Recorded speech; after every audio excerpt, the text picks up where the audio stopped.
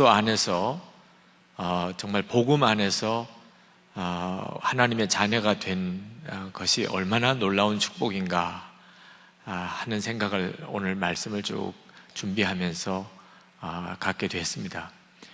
지금은 소위 말해서 다종교 문화 속에 있습니다. 불교도 우리 한국 같으면 대표적으로 불교가 있죠. 그리고 또 전 세계적으로는 지금 아주 강력하게 일어나고 있는 이슬람권이 있습니다. 큰 종교로만 따지면 힌두교까지 해서 기독교, 불교, 힌두교, 이슬람교 이렇게 아주 다양한 종교들이 전 세계에 있습니다. 그냥 아주 객관적으로 생각하면 그저 어느 종교나 괜찮지. 소위 이제 공인된 세계 종교라면 다 좋은 말씀 하실 거고 그렇겠지. 또 어느 종교를 찾아가도 궁극적으로는 다 같은 진리겠지. 그러나 나라가 다르고 민족이 다르다 보니까 조금씩 다른 종교 형태를 가진 것뿐이지 종교라고 하는 것은 근본적으로 하나겠지. 이런 생각을 하게 됩니다. 근데 정말 그렇지가 않습니다. 여러분, 일반적으로 지금 우리가 가지고 있는 사회가 가지고 있는 생각이 그런 생각이지만 또 우리가 다른 종교인들과 평화롭게 관계를 맺으면서 지내야 하는 것이 그것이 아주 틀린 생각은 아니지만 그러나 복음은 정확하게 예수 그리스도의 십자가 복음밖에 없습니다. 모든 사람들에게 구원을 줄 수 있는 복음은 유일하게 예수 그리스도의 십자가 복음밖에 없어요. 우리는 무슨 은혜인지, 이게 무슨 은혜인지 우리는 예수 그리스도를 이미 알고 우리는 하나님의 자녀가 이렇게 되었어요. 불교도들 중에 성실한 사람 많아요. 우리보다 훨씬 더 도를 깨치기 위해서 그렇게 정진한 불교 신조들도 많아요. 힌두교도들 중에 또 회교도들 중에도 어떤 종교성이 특별히 강한 이들도 굉장히 많습니다. 그런데 왜 하나님은 우리를 이렇게 복음을 알게 하시고 나를 택하셨는지 정말 놀라울 정도입니다. 하여튼 분명한 것은 이것이 은혜라는 거예요. 여러분, 우리 기독교는 하나님이 믿을 수 있는 증거를 너무나 분명하게 주셨어요. 제가 목사니까 또 우리가 같은 기독교인들이니까 그렇게 말하는 것이 아니고 정말 성경은 정말 놀라운 책이구나. 그리고 구원은 예수 그리스도 십자가에만 있는 거구나 하는 것을 우리로 너무 분명하게 알 수 있도록 해주셨어요. 성경을 공부하다 보면 더 그렇고 오늘 이제 그 말씀의 한 부분을 여러분과 나누려고 하는 겁니다. 이 로마서의 9장, 10장, 11장 요 부분이 중간에 부록처럼 들어가 있는 부분이에요. 복음에 대해, 십자가 복음에 대해서 정확하게 설명을 하고 있는 로마서 8장까지, 그 다음에 이제 예수 그리스도 안에 복음 안에 선 사람은 어떻게 살아야 되는지를 말하는 로마서 12장부터 그 사이에 끼어들어 있는 이 로마서 9장, 10장, 11장이 굉장히 놀라운 책입니다. 이 부분이 유대인 문제를 다루고 있어요. 복음을 설명할 때 딱 부딪히는 부분이에요. 유대인들은 그럼 어떻게 되는 건가 하는 문제. 이 유대인 문제에 대해서 오늘 우리가 좀 더 분명하게 좀 이해할 필요가 있고, 그것은 정말 성경은 놀라운 책이구나. 그리고 기독교에 정말 구원의 진리가 있구나. 또 하나님의 때는 정말 가까이 다가오고 있구나 하는 걸 우리로 알게 해주고 계세요. 100년 전이죠. 프러시아의 황제였던 프레드릭 대왕이 어느 날 궁중에 전속 목사를 불러다가 그렇게 질문을 했습니다. 정말 성경이 진리라고 하는 것, 정말 하나님은 살아계시다고 하는 것을 좀 아주 분명하고 간단하게 한번 나에게 그 증거를 한번 이야기를 해봐라. 그랬더니 그 궁중 목사가 정말 하나님은 살아계시고 성경이 진리라고 하는 것을 보여주는 아주 간단하고도 분명한 증거를 꼽으라고 한다면 저 유대민족입니다, 그런 설명을 했어요. 유대인이라고 하는 존재가 이거 정말 놀라운 일이구나, 하나님은 정말 살아계시고 그리고 성경은 진리구나 하는 것을 우리에게 보여주고 있어요. 그 비밀이 담겨있는 책 중에 하나가 바로 이 로마서 9장, 10장, 11장입니다. 지금은 너무나 놀라운 인류 역사의 가장 흥미로운 드라마가 지금 진행되고 있어요. 우리 눈앞에 지금 벌어지고 있어요. 그냥 성경책 속에 아주 영적인 진리만 있는 게 아닙니다. 지금 이 성경 속에 세계 역사가 들어있어요. 지금 현재 우리가 그대로 겪고 있는 일이라니까요. 오늘 그것을 우리에게 말씀하고 있는 겁니다. 지금 이 로마서가 기록된 때가 지금부터 거의 2000년 전이에요. 근데 2000년 뒤에 우리가 이 성경을 읽어요. 근데 이 성경을 읽으면서 우리가 놀라는 거예요. 이건 하나님이 정말 살아계시고 이 성경이 성령의 영감으로 지어진 책이라고 하는 것에 대한 너무나 놀라운 증거예요. 그것이 바로 유대인의 문제입니다. 지금 저기 있는 유대 나라, 이스라엘이라고 하는 나라의 문제예요. 여기 33절 읽지는 않았습니다만 33절 보실까요? 33절, 하나님의 부유하심은 어찌 이리 크십니까? 하나님의 지혜와 지식은 어찌 그리 깊고 깊으십니까? 그 어느 누가 하나님의 판단을 헤아려 알 수 있으며 그 어느 누가 하나님의 길을 더듬어 찾아낼 수 있겠습니까? 그렇게 쓰고 있잖아요. 근데 정말 그래요. 너무 놀랍구나. 오늘 이 로마서 11장을 같이 나누면서 성령께서 정말 놀라운 일이잖아, 이 놀라운 엄청난 비밀을 하나님은 이미 창세전부터 계획해 두시고 이 일을 진행하고 계셨어요. 그리고 우리가 하나님의 계획에 대해서 믿음을 분명히 갖게 하기 위하여 그걸 성경에 기록을 하셨어요. 그래서 우리가 이걸 읽으면서 정말 그렇구나, 지금이 너무 중요한 때구나 하는 것을 우리로 알게 하신단 말입니다.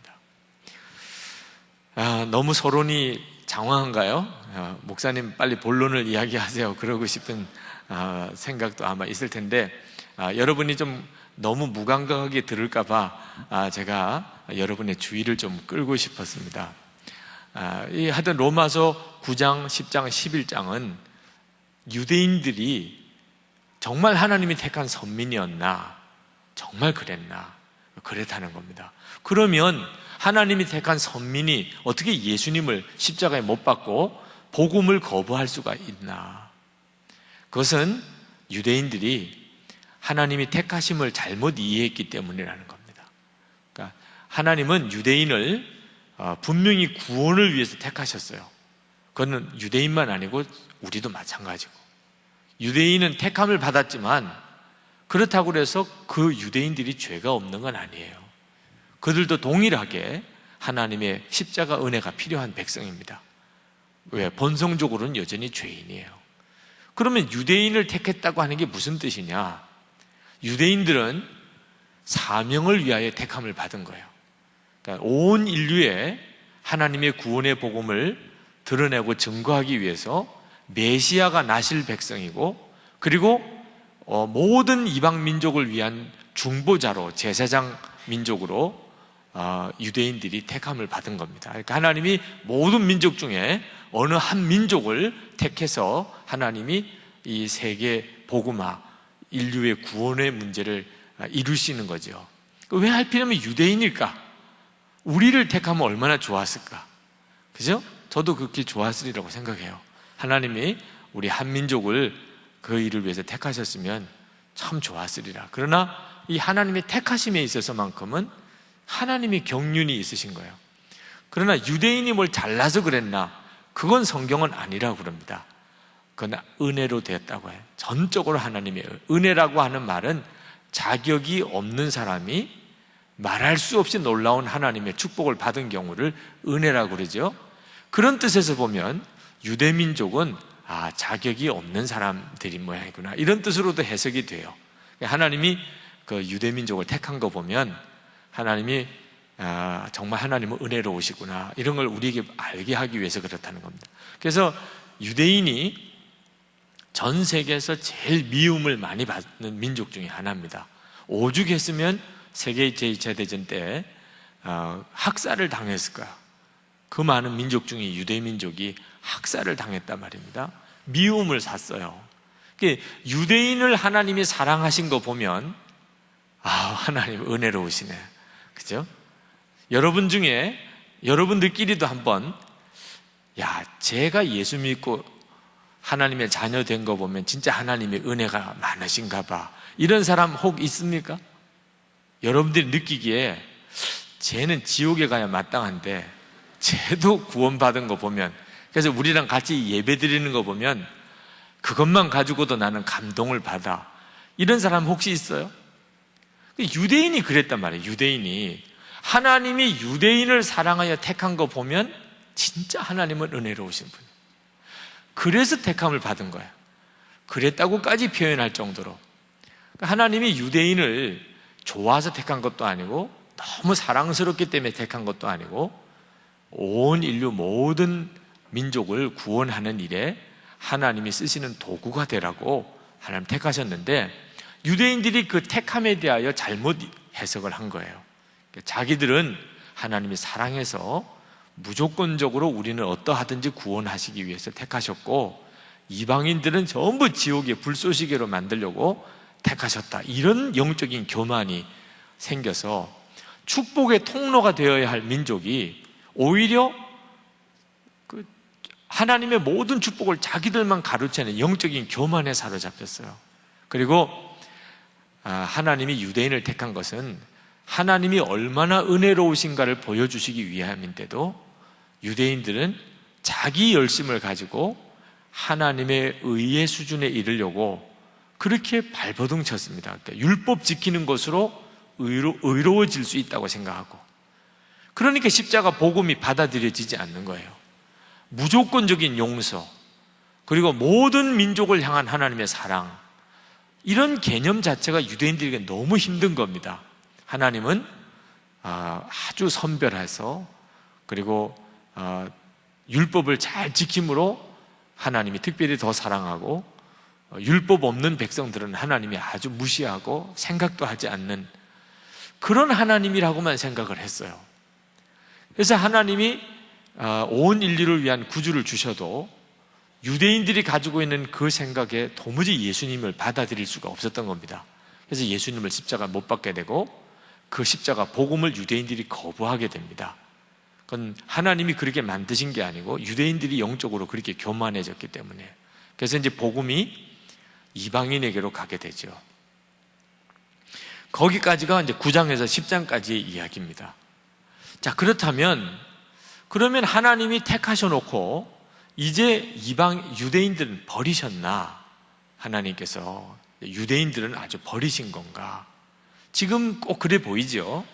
유대인들은 예수 그리스도를 구주로 영접하지 않고 있어요. 아주 극소수의 유대인들이, 물론 요즘에는 유대인들 중에 예수님을 믿는 그런 유대인들이 굉장히 많아지고 있다고 하는 보고가 계속 들어옵니다만 아직까지는 굉장히 소수예요. 유대교 전체는 아직까지도 아주 완강한 유대교 세력 속에 있습니다. 저들이 예수 그리스도를 인정하지 않아요. 오히려 우리들이 그 유대인이었던 예수님이 그리스도라고 믿고, 그리고 오늘도 어른 예배 때 광고가 나갔습니다만 내년 봄에 성지순례를 가려고 지금 광고를 했습니다. 벌써 오늘로 거의 다 찼다고 들었어요. 가기로 하신 예정된 인원이. 그러니까 이스라엘 사람들로서는 이상한 거죠. 자기들은 예수님이 같은 유대인인데 배척해서 완전히 사기꾼이라고 그렇게까지 생각을 할 정도인데, 그 예수님을 그리스도라고 믿는 또 한국 사람들은 또 무지하게 또 이스라엘로 와서 성지순례를 하고, 그 사람들은 그것 때문에 돈벌이를 하는 이런 이상한 구조가 이렇게 되어져 있잖아요. 뭔가 여러분들도 보면 좀 영어 헷갈리는 구조 아닙니까? 정말 유대인들이 하나님의 택하신 백성이라면 어떻게 이런 일이 벌어지는가요? 근데 지금은 이렇지만 이것도 다 하나님의 계획 속에 있다는 거예요. 하나님이 유대인들을 그럼 아주 버리셨나? 로마서 11장에서 아니라는, 오늘 11장 1절에 보면 내가 묻습니다. 하나님께서 자기 백성을 버리신 것은 아닙니까? 그럴 수 없습니다. 그러고 나와요. 하나님이 유대인들이 예수님을 십자가에 못 박고 복음을 거부했기 때문에 복음이 이방인에게로 가게 하셔서 유대인들은 복음을 거부한 자가 됐지만 유대인들을 버리신 건 아니라, 오늘 말씀의 핵심이에요. 하나님이 한번 택하신 자는 절대로 하나님이 버리시지 않는다. 그 사도 바울이 그 증거를 처음에는 자기를 꼽아요. 나도 유대인입니다. 그러니까 유대인이라고 다 복음을 거부한 건 아니라 나도 유대인입니다.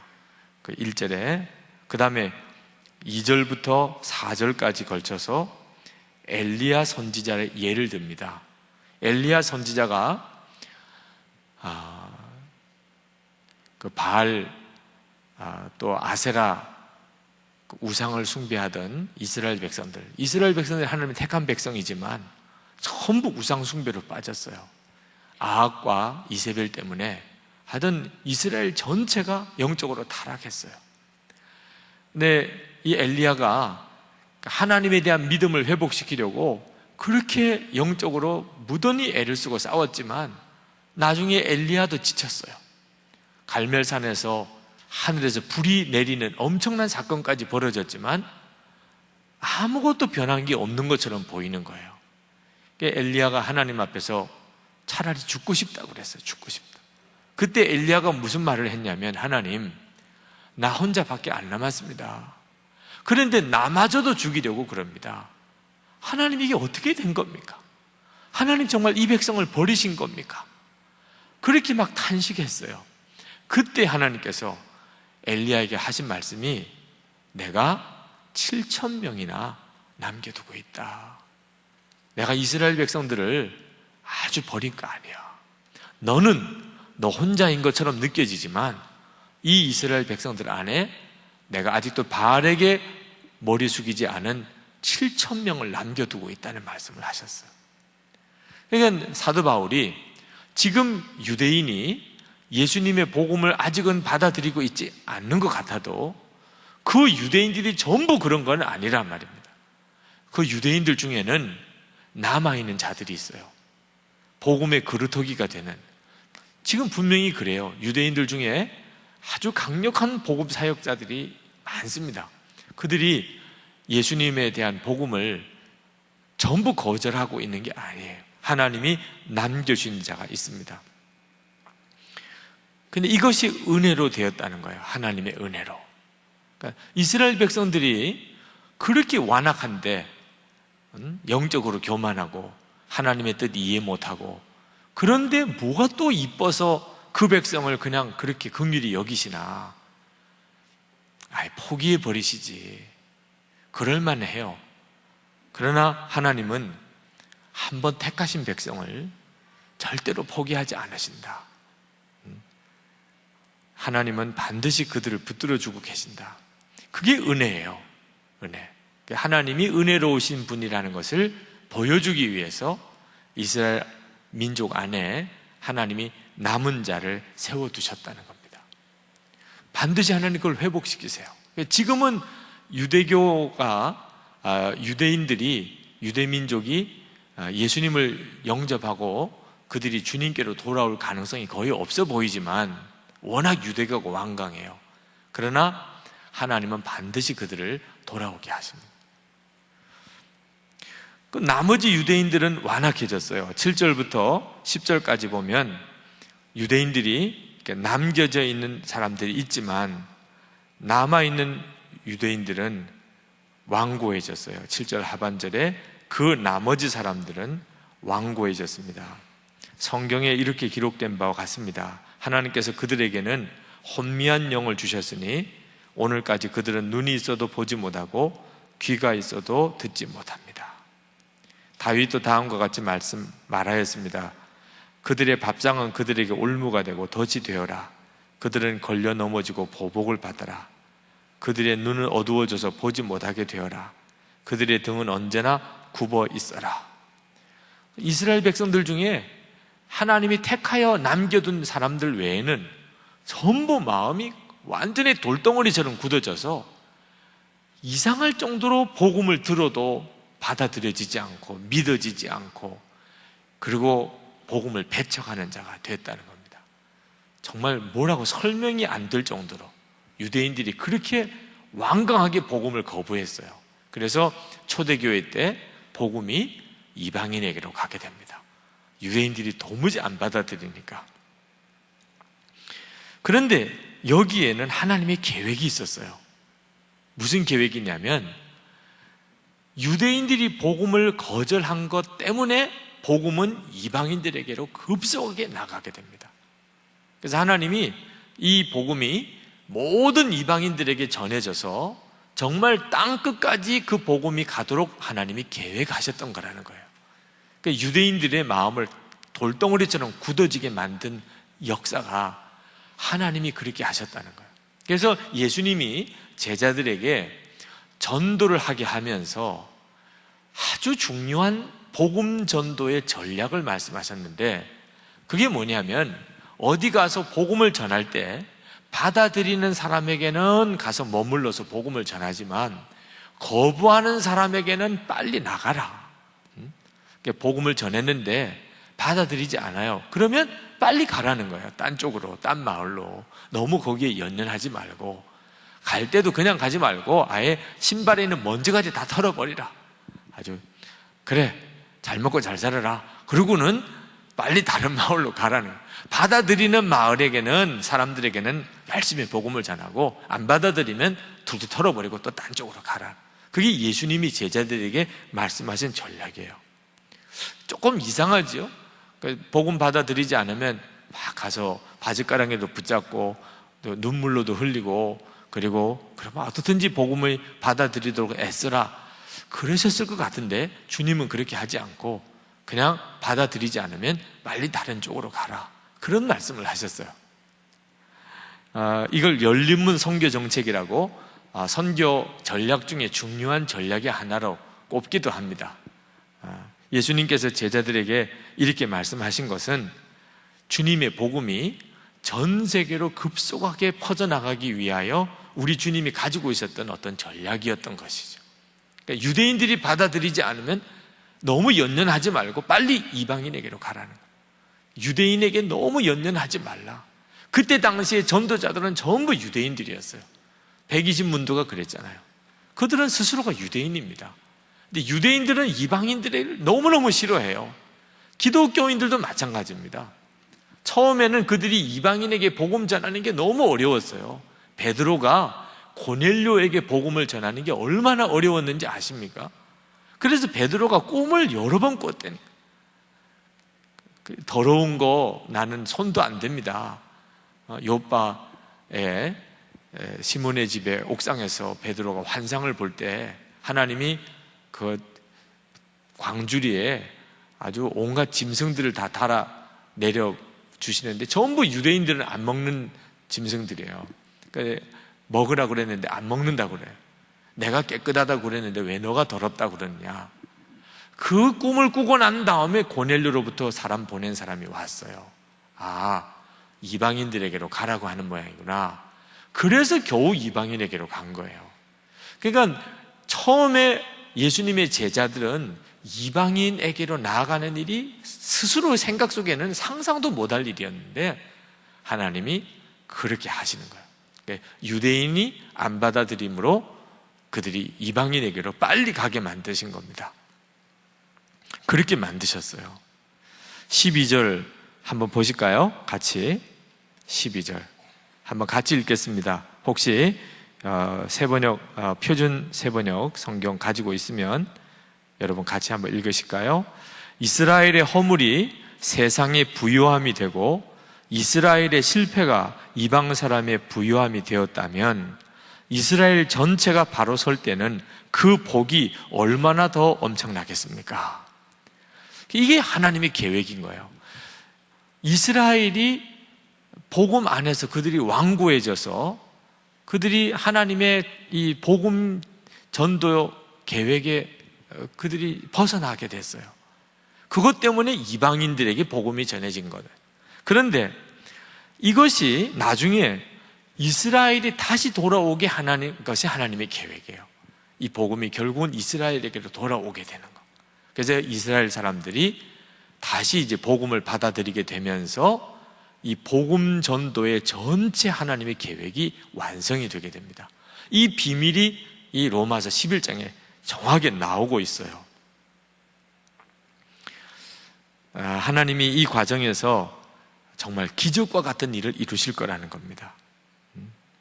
그 어느 정도가 되는 거냐? 15절에 보면 죽은 자들 가운데서 다시 살아나는 것 같은 기적이라는 거예요.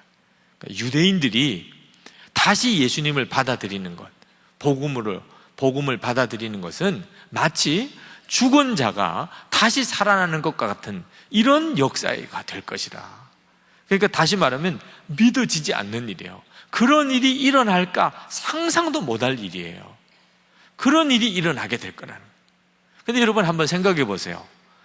지금 어떤 사람들은, 기독교를 비판하는 사람들은 기독교를 끝까지 저 유대인의 종교라고 말합니다. 예수님이 유대인이었어요.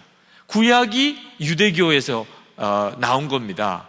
그러니까 말이 아주 틀린 말은 아니에요. 우리가 믿는 하나님은 이스라엘 백성들이 믿었던 그 하나님이에요. 우리가 믿는 예수 그리스도는 유대인이에요. 그러니까 우리 기독교는 사막의 종교요, 유대교의 아류예요. 그들이 보기에는. 그건 유대인들이나 믿을 종교를 왜 우리가 믿어야 되냐? 우리는 우리 나름대로의 아주 참 자랑스러운 전통이 있고, 그죠? 우리는 당군의 자손이고, 그런 정말 여러분 자부심이 있으시죠? 네. 그런 우리가 왜 뭐가 궁색해서 예수를 믿어야 되고 우리가 그 유대교를 따라가야 하냐 말이에요. 이런 비난을 받으면서까지 우리가 예수를 믿는 게 얼마나 신기한 일입니까? 우리가 예수님이 구주라고 하는 사실을 믿고, 그리고 우리가 크리스찬이 됐어요. 그리고 아브라함의 하나님이 우리의 하나님이라.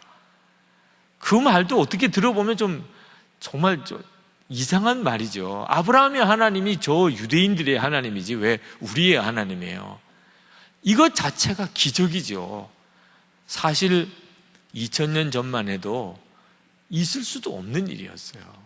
이런 일이 일어나리라고는 상상도 못하던 일이었어요. 정말 예수 그리스도의 복음이, 하나님의 이름이 전 세계 모든 민족에게 전해지고 그들이 다 하나님을 믿는 아브라함의 자손이 될 거라고 하는 것은, 이건 진짜 그런 일이 일어날까, 그런 문제였어요. 근데 성경에 그렇게 기록이 되었고 그게 우리 가운데 일어나고 있잖아요. 근데 지금 또 하나를 말씀하고 있는 거예요. 그 유대인들이, 예수 그리스도를 배척한 유대인들이 예수님을 영접하는 날이 올 거라는, 이제 그게 끝나는 날이에요. 이방인, 자기들이 보기에는 이방인들이 하나님의 풍성한 축복을 누리는 걸 보면서 시기심이 일어나서라도 하나님께서 유대인들의 마음을 열게 될 때가 올 거라는, 그 말씀이 여기 13절, 14절, 15절 말씀에 나옵니다. 하나님께서 그들을 버리심이 세상과 화해를 이루는 것이라면 그들을 받아들이심은 죽은 자들 가운데서 다시 살아나는 삶을 주심이 아니고 무엇이겠습니까? 하나님의 계획은 모든 이방인들에게 복음이 전해지고 그리고 다시 유대인들을 구원하려고 하시며, 그래서 온 인류를 하나님이 구원하시려고 하는 계획이라는 겁니다.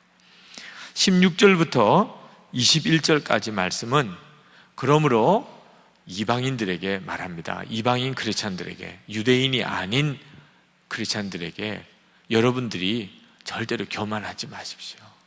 유대인들을 보면서 절대로 교만한 마음 갖지 마십시오. 그 유대인들을 통해서 사실은 우리가 영적인 축복을 받았어요. 그들이 복음을 거절했기 때문에 복음은 급속도로 이방인에게로 왔습니다. 그러나 우리가 유대인들 보고 뭐라고 깔볼 게 하나도 없어요. 우리는 접붙임을 받은 존재입니다. 본래 우리는 하나님이 택했던 백성이 아니었어요. 그러나 하나님이 택했던 백성의 원 줄기에 우리가 접붙임을 받음으로 우리도 동일하게 아브라함의 자손이 된 겁니다. 불신자들은 그 점을 정말 이해하기 어려워하죠. 그러나 놀라운 하나님의 구원의 계획이 이루어진 거예요. 하나님이 원 가지도 하나님의 뜻대로 순종하지 않으면 이렇게 잘라내 버리시고, 그리고 본래 돌감람나무였던 우리를 접붙여서 하나님의 자녀 만드실 수 있었다면, 우리도 만약에 교만하면 언제든지 잘라질 수 있다는 거예요. 그러니까 절대로 교만하면 안 된다. 우리가 영적으로 교만하면 안 돼요. 우리 한국 민족은 그럴 수 있는 가능성이 좀 있어요. 우리가 이제 이렇게 선교를 많이 나가죠.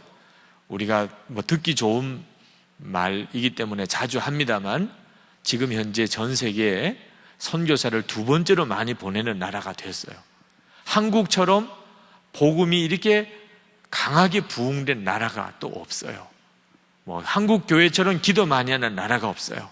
한국 사람들은 세계 어디를 가든지 교회를 세우는 민족이에요. 이건 다 칭찬이죠. 그런데 이것이 우리를 교만하게 하면 유대인하고 똑같은 꼴이 난다는 거예요. 여러분, 선교사로 나가든 또는 그렇지 않든지 간에 여러분들이 절대로 영적으로 교만함, 하나님이 교만한 걸 제일 싫어하시니까, 그러니까 유대인들이 버림을 받은 거잖아요. 우리 스스로가 늘 하나님 앞에서 조심해야 합니다. 22절부터 24절까지 하나님께서 그 말씀을 쭉 하시는 거예요.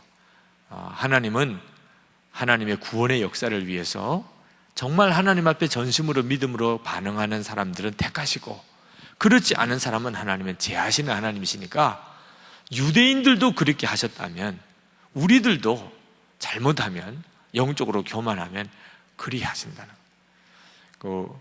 우리 한국 선교사님들이 초창기에, 지금은 뭐 하나님께서 그 일에 대해서 그렇지 않다고 저는 믿습니다만, 초창기에는 영적인 교만이 굉장히 강했었다고들 합니다.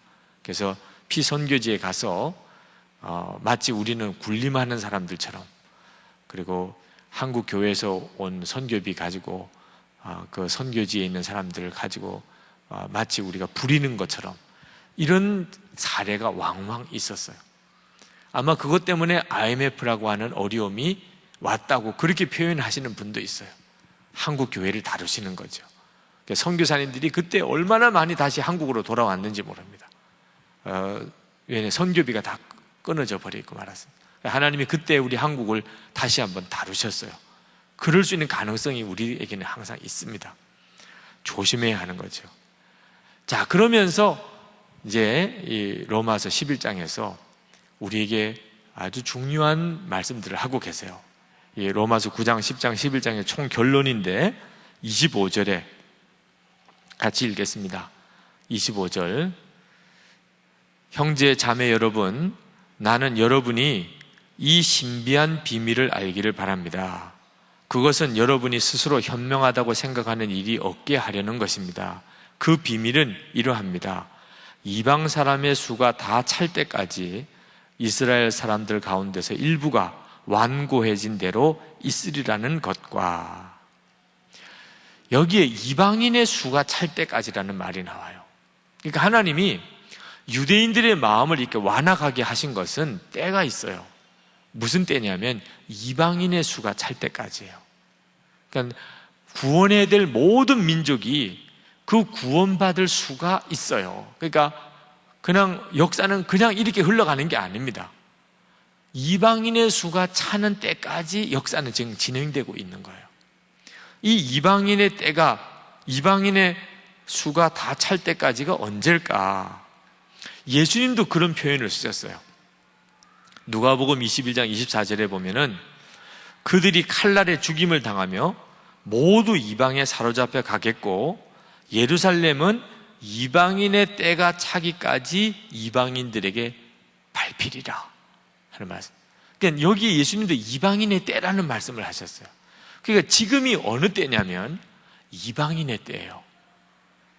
이방인 그러니까 우리로서는 좀 쉽지, 좀 듣기에 마음이 불편하긴 합니다만, 그러니까 유대인의 입장에서 표현을 그렇게 한 거죠. 다시 말하면 유대인의 때가 아니고 유대인이 아닌 모든 민족에게 복음이 전해져서 하나님이 계획하시는 그 일이 이루어지기까지, 지금이 그 기간이라는 거예요. 근데 그게 언제까지냐?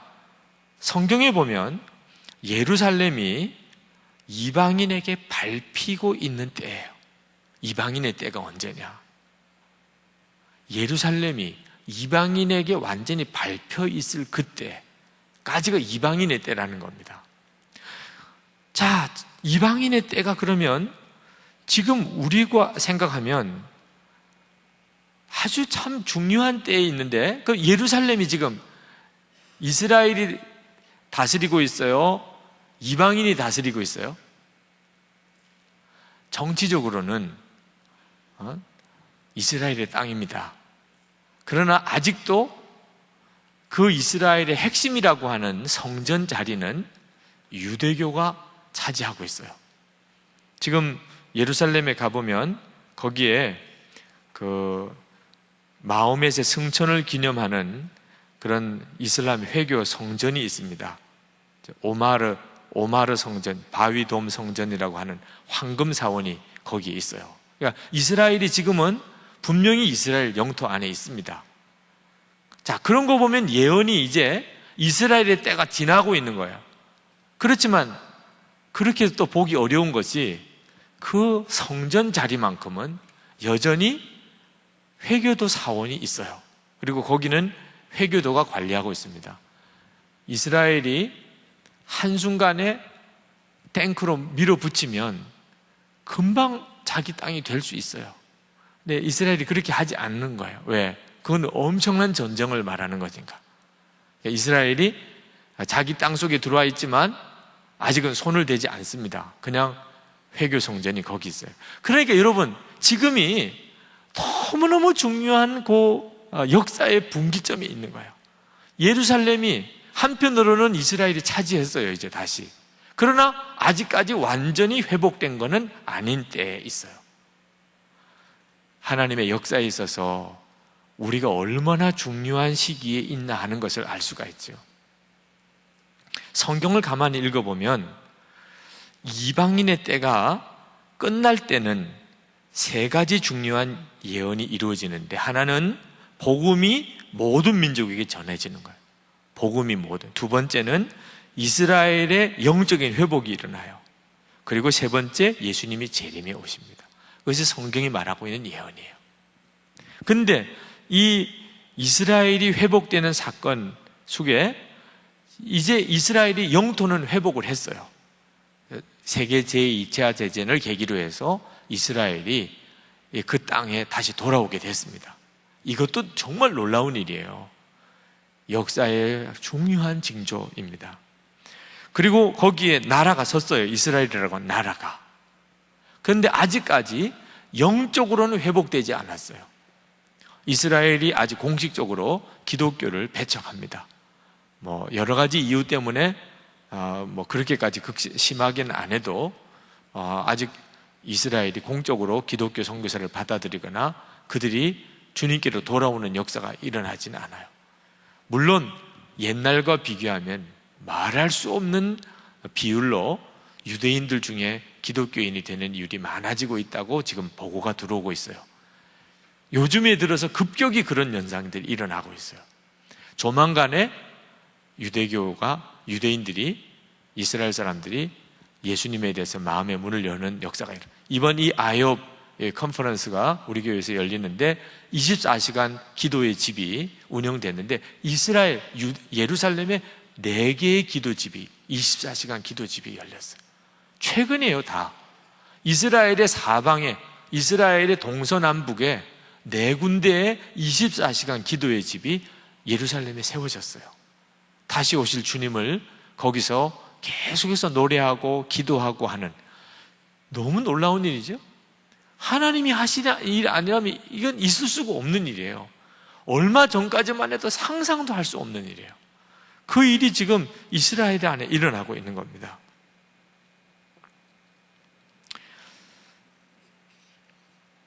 하나님께서 정말 놀라우게 이 일을 이루시고 계세요. 26절에 보면 이렇게 하여 온 이스라엘이 구원을 받게 되리라는 것입니다. 그것은 성경에 이렇게 기록되어 있는 바와 같습니다. 구원하시는 분이 시온에서 오실 것이니 야곱에게서 경건하지 못함을 제거하실 것이다. 이것은 그들과 나 사이의 언약이니 내가 그들의 죄를 없앨 때에 이룰 것이다. 하나님이 이스라엘을 그들이 예수님을 십자가에 못 박은 것으로 인해서 복음을 이방인에게로 가게 하셨지만 다시 그들의 죄를 사하시고 그들에게로 복음이 들어오게 하실 것이라는 거예요. 29절에 보세요. 하나님께서 주시는 은혜의 선물과 부르심은 철회되지 않습니다. 하나님께서 택하신 자는 절대 포기하지 않는다는 거예요. 하나님은 반드시 이스라엘을 다시 회복시킵니다. 하나님의 자비하심이 이스라엘 가운데 있어요. 31절에 보십시오. 이와 같이 지금은 순종하지 않고 있는 이스라엘 사람들도 여러분이 받은 그 자비를 보고 회개하여 마침내는 자비하심을 잊게 될 것입니다. 여러분, 이 성경이 쓰여져 있는 2000년 전에 생각해 보세요. 사도 바울이 이스라엘이 너무너무 완강하게 거부하니까 이방인에게로 복음을 들고 나가는 바로 그때 쓴 거예요. 그때 사도 바울이 다시 복음이 이스라엘에게로 돌아갈 것이다. 이스라엘 민족이 다시 하나님의 은혜에 대해 마음의 문을 열게 될 것이라. 성령님이 아니고서는 어떻게 사도 바울이 그걸 알 수 있었겠어요? 그리고 지금 이제 우리 이 시점에서 이 성경을 우리가 읽어요. 지금은 너무나 이 말씀이 놀랍게 이루어지고 있는 때에 우리가 있어요. 지금은 복음의 문이 진짜 확 열려져 있는 때에 있잖아요. 간단하게만 요약을 하겠습니다. 원래 복음이 예루살렘에서부터 시작을 했습니다. 유대와 사마리아로 전해졌어요. 그러나 유대인들에게는 더 이상 복음이 전해지지 않게 유대인들의 마음이 딱 굳어져 있었기 때문에 그 복음이 이방인에게로 갑니다. 하나님께서 그 복음을 이방인에게 소아시아로 가게 했다가 하나님이 사울의 마음, 사도 바울에게 급격하게 마음의 부름을 주셔서 유럽으로 건너가게 됩니다. 그래서 이 복음이 당시 세계의 중심지라고 일컬어지도 로마로 들어가요. 왜 소아시아가 아니고 로마지요? 로마가 전 세계로 가는 길이 다 뚫려 있는 나라예요. 그리스어가 당시의 세계 공통어였어요. 아시겠어요? 왜 복음이 유럽으로 건너가고 로마로 들어갔단 말이에요. 하나님의 계획은 복음이 전 세계로 전해지는 것과 관련이 있어요. 그 이후부터 세계에서 가장 강대한 나라에 다 복음이 들어갑니다. 복음은 세계에서 가장 강한 힘을 가지고 있는 나라 속으로 들어가요. 왜 그렇죠? 전 세계로 퍼지게 하기 위해서 그래요. 그 복음이 계속해서 전해지다가 미국으로 건너가고 영국에 가서 미국으로 건너가고 그 선교사님들이 일본과 중국을 거쳐서 한국으로 옵니다. 근데 이 한국이 터닝 포인트가 돼요. 이제 정말 땅끝까지 온 거예요. 복음이 전해지고 동쪽으로 전해지다가 일본, 중국, 한국으로 거의 동시에 왔지만 한국이 복음의 꽃을 피웁니다. 그리고 다시 한국에서부터 복음이 턴해요. 어디로? 서쪽으로 갑니다. 여러분들 이번에 대부분 단기 선교 갔다 온 나라들이 그 나라들이에요. 서쪽으로, 중국으로, 또 인도네시아로. 여러분들 그렇게 갔지요? 하나님께서 복음이 지금 계속해서 어느 방향으로 가게 하고 있지요? 예루살렘입니다. 서쪽에서 서쪽으로 계속해서 가게 하셔서 우리가 궁극적으로 가는 방향이 예루살렘으로 가게 하는 거예요. 이 한국이 그 복음이 전해지는 데 있어서 정말 터닝 포인트 역할을 하고 한국 사람을 하나님이 그렇게 쓰시는 거예요. 우리가 그렇게 택함을 받았어요. 네. 은혜예요, 은혜. 그죠? 우리가 우리를 잘 알잖아요. 그죠? 그래서 세상에 나가서 우리가 복음을 전하다 보면 참 한국 사람 욕 많이 먹지요. 저 사람들 참 사람 안 되겠어. 이런 평을 많이 받습니다. 제2의 유대인이라는 말도 듣지요. 그러면서 사람들이 저 한국 사람을 쓰시는 거 보면 진짜 하나님은 은혜로우셔. 별로 좋은 이야기 같지도 않습니다만 하여튼 우리를 쓰시는 거 보면 진짜 하나님의 은혜예요. 하여튼 하나님이 우리를 그렇게 지금 쓰시고 있는 거죠. 이 복음이 이제 남은 이스라엘로 가고 있는 겁니다. 여러분 지금 이때에 있잖아요. 물론 이건 뭐 세계사 책에서 말씀하고 있는 건 아니에요. 그렇지만 여러분들이 가지고 있는 상식으로만 봐도 여러분 눈이 뜨이지 않습니까? 정말 그렇구나. 때가 굉장히 중요한 때에 우리가 있구나. 내가 이때 예수를 믿었다는 게 이게 얼마나 큰 축복인가. 그죠? 불교도나 회교도나 우리가 결코 그들을 무시할 건 아니지만 왜 하나님은 나를 이렇게 영적으로 축복하셨나? 사실 여러분들이 도를 믿으십니까? 뭐 이런 수준에 빠져 있을 수도 있잖아요.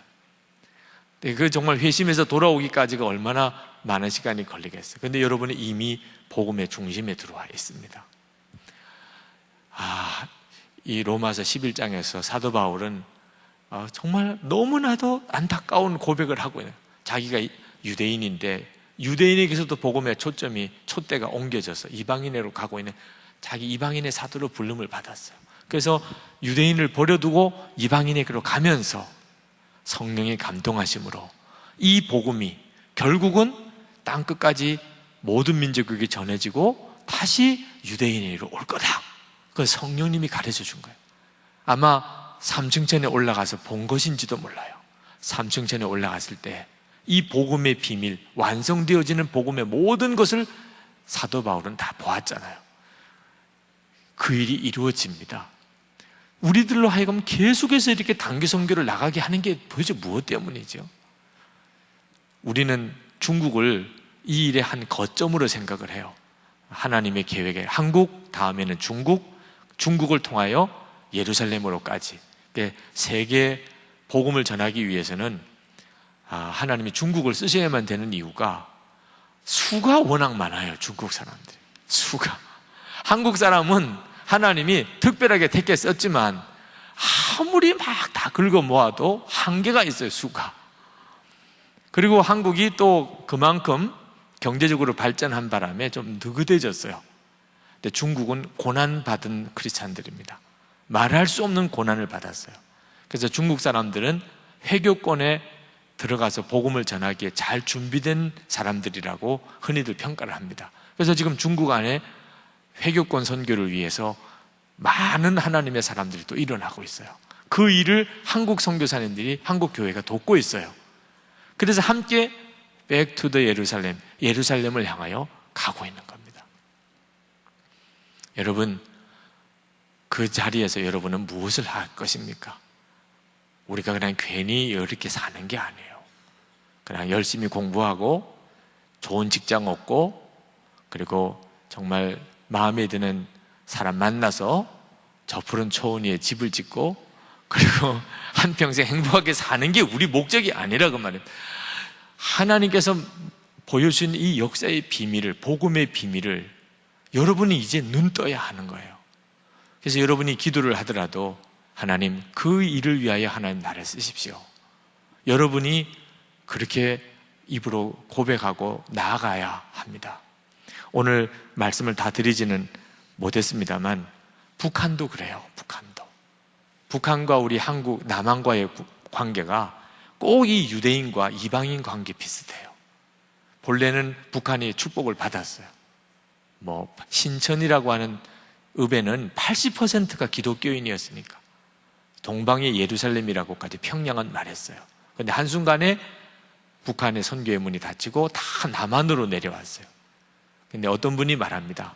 북한이 그런 일을 겪지 않았다면 남한의 이 교회 부흥은 있을 수가 없었을 거라. 그때 기독교인들이 남한으로 밀려왔어요. 남한이 엄청난 교회 부흥이 이루어졌습니다. 이제 다시 이 남한을 통하여 하나님 북한을 세웁니다. 북한을. 참 희한할 정도로 세워요. 근데 서로 도움이 돼요. 우리가 가지고 있는 이 받은 은혜, 재정적인 축복을 통해서 북한 교회를 섬기고, 북한은 남한 교회를 순결하게 만들 거예요. 지금 남한 교인들은 제대로 믿음 안에 사는 성도들이 되고 있지 못합니다. 굉장히 세속적이에요. 여러분들이 가지고 있는 꿈도 그래요. 근데 북한은 죽을 각오를 하고 예수를 믿는 사람들이에요. 그런 사람들만 남아있어요. 함께 만나면 우리는 북한 성도들을 보면서 굉장히 부끄러움을 당하게 돼요. 우리가 예수 믿는 것은 이건 정말 하나님 앞에서 너무 부끄럽구나. 북한 성도들을 보면 모양은 너무 초라하지만 영적으로는 너무너무 놀라운 교회. 한국 교회는 북한 교회의 영적인 도움을 받아야 됩니다. 그래야 순결하게 다시 서요.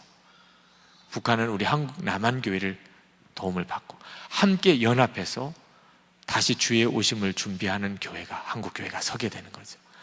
우리 교회 안에 정말 북한 사역을 위한 정말 동아리 팀들이 일어나면 좋겠어요. 이건 또 하나의 하나님의 계획이기 때문에 그렇습니다. 마무리하죠. 기도합시다. 오늘 로마서 11장을 다 말씀을 드리는 일이 시간적으로 좀 너무 무리스러웠지만 하나님이 이제 마무리를 할 수 있게 해주셨습니다. 여러분에게 이제 도전하고 싶은 것은 여러분이 바로 이 중요한 역사의 때에 있다는 것을 여러분이 알아야 한다는 겁니다. 이 복음의 흐름을 여러분이 보아야 돼요. 사도 바울이 하나님 앞에서 이걸 보고 난 다음에 모든 것을 배설물처럼 다 버렸어요. 이방인의 사도가 되고 오직 예수님 한 분을 붙잡기 위해서 모든 걸 버렸어요. 왜? 마지막 주님의 재림의 영광을 알았기 때문에. 여러분에게도 똑같은 도전을 하나님이 주십니다. 무엇을 위해서 살아야 하는 거죠? 공부를 왜 하는 겁니까? 직장을 왜 갖는 거예요? 이제는 방향을 정하게 정해야 합니다. 선교사님들은 왜 갈까요? 무엇을 보았기 때문에 가는 걸까요?